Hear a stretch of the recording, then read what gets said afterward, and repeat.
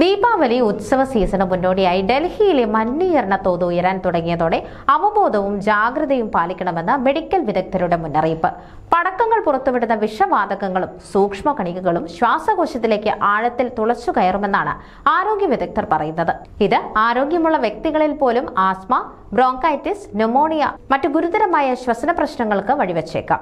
എല്ലാ വർഷവും ദീപാവലിക്ക് ശേഷം ആശുപത്രികളിൽ ശ്വസിക്കാൻ ബുദ്ധിമുട്ടുന്ന രോഗികളുടെ എണ്ണത്തിൽ വർധനവ് കാണപ്പെടുന്നുവെന്നും പടക്കോപയോഗം മുൻനിർത്തി ആരോഗ്യ വിദഗ്ധർ മുന്നറിയിപ്പ് നൽകുന്നു.